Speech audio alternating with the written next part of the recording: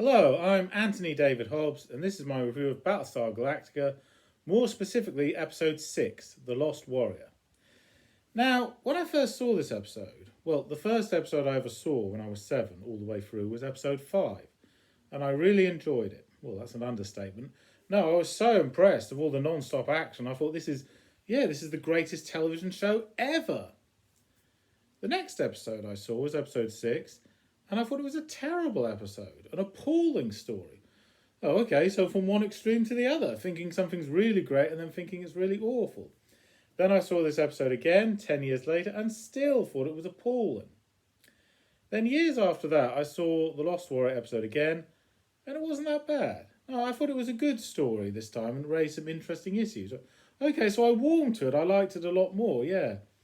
Okay, so why did I dislike it so much in the first place? Well, this episode concerns cowboys, a planet where all the people living like 19th century cowboys. And I just thought that's silly, that's dumb, It doesn't make any sense. Yeah, it's inconsistent, yeah. Well, put it this way. If there was a robot in an episode of Robin Hood, that would look ridiculous, yeah. Or if you had a Care Bear in a Frankenstein movie, that would be absurd. What would a Care Bear be doing in a horror movie? Yeah. What would cowboys be doing in an episode of Battlestar Galactica? It's nonsensical. It's ridiculous. Yeah. However, why did I warm to this episode years later? Well, because I observed something. Like in the episodes to come, we see an episode where the Cylons are in like a medieval castle on a different planet, because the people that built that medieval castle are the ancestors to medieval castle people that go to Earth many years later. In episodes in the future after that, we see the Eastern Alliance and the Western Alliance. Well, that's a pun on East meets West, the Cold War. Again, the ancestors are the people that do that in the 20th century on Earth. So in other words, history keeps repeating itself. It's on a loop, it's on a circle, yeah. So things our ancestors did are repeated in what they do here. So that was an interesting concept, history repeating itself, yeah. Our ancestors are not so very different to ourselves, yeah. There are contrasts and connections between us and them. And, so that's what makes Battlestar Galactica a little bit different to Star Trek. In Star Trek, they visit alien planets and see alien cultures. In Battlestar Galactica, the crew on board the Battlestar are exploring, well, they're on the run from the Cylons. Yes, they're desperate to live, they're not exploring for fun. And when they visit alien planets, they don't meet aliens per se.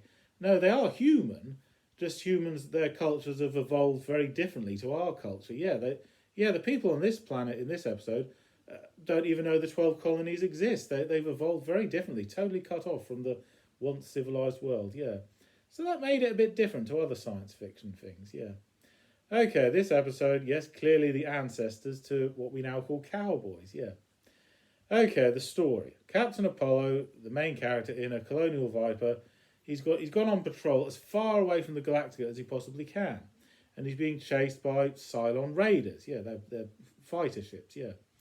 But nobody comes to help him because Adama forbids it. Because the plan is Apollo gets the Cylon ships as far away from the Galactica as possible. They're following him in the belief they'll find the Galactica. They don't, because he's going in completely the wrong direction. And the idea is when Apollo runs out of fuel, he lands on an alien planet, yeah, and by then the Cylons don't know where the heck anything is, they don't know where to go, they've lost all trace of the Galactica, yeah. Just one slight flaw in that brilliant plan. How's Apollo supposed to get back? Yeah, well, the plan, if you can call it a plan, is wait it out. Adama wants to wait for a number of days and then eventually send some people to rescue him, But, yes, after a few days, Starbuck and Boomer are getting impatient. Come on, we've got to go and rescue our friend now, yeah. But before that happens, Apollo ran out of fuel. He has no choice. He has to land on the nearest planet. And when he gets there, he finds a young boy called Puppus and his mother, so she's a single mom. And, basically, he says, where is this? I've never seen this place. What planet is it? It's called Aquelis. And the people here don't even know the 12 colonies exist, yeah. And it's called Aquelis because that sounds similar to Equus. And Equus means horse. Because this is a primitive planet. They don't even have motor cars, much less spaceships. And they get about on horses. Yes, they ride horses to get from one place to another. I say horses, except Some of them make growling noises like big cats. One of them sounds like a lion, the other one sounds like a puma. Okay, horse wildlife has evolved a bit differently on this planet, yeah.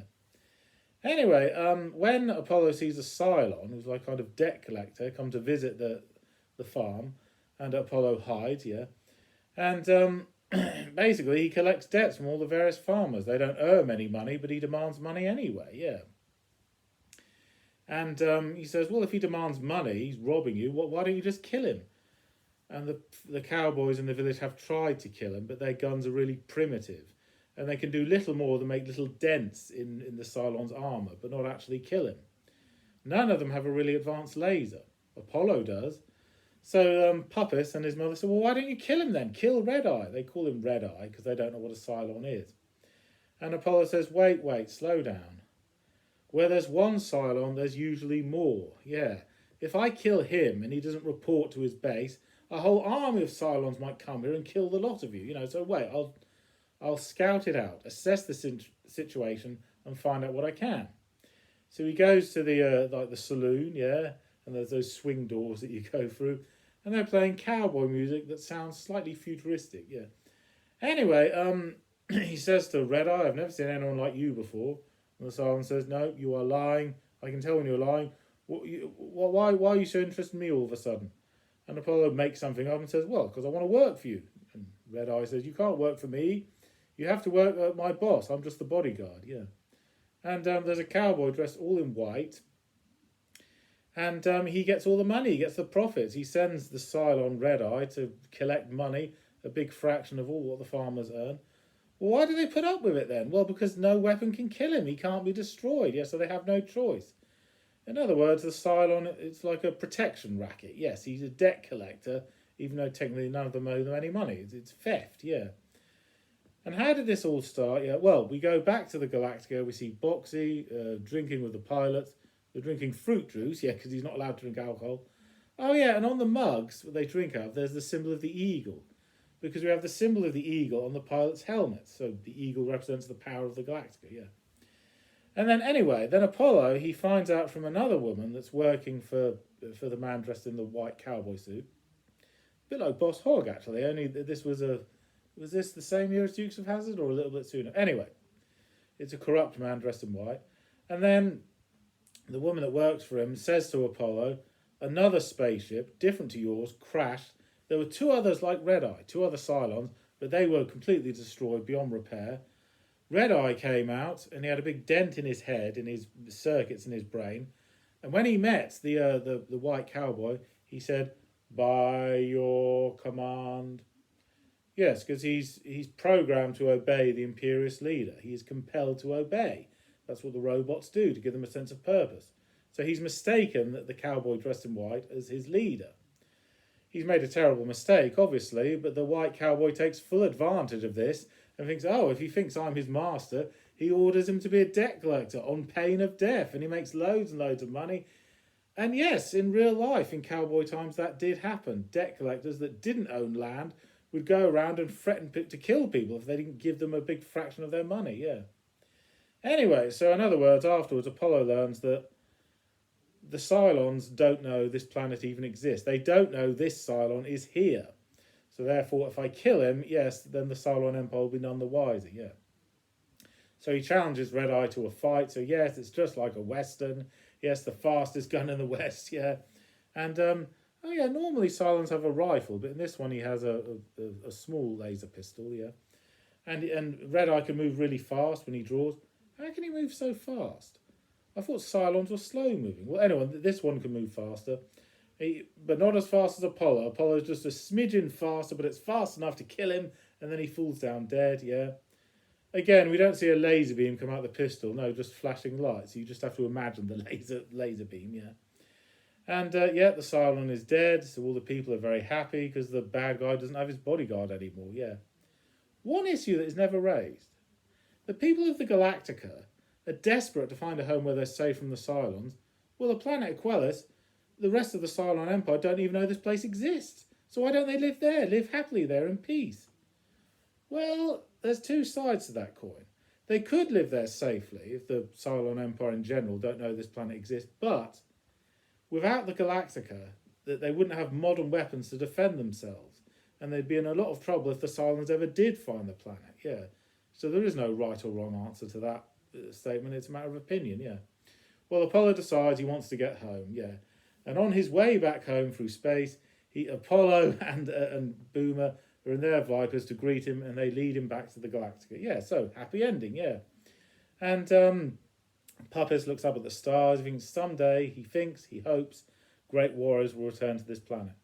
And I suppose I just have to say it reminded me of Brave Star. Yeah, the idea of getting cowboys, a cowboy town, and combining science fiction elements as well. Yeah, but Brave Star came back 10 years later. Okay, so not the best, but a nice little episode. It was an enjoyable watch. Okay, thank you for watching. I'm Anthony Hobbs, and I'm never bored.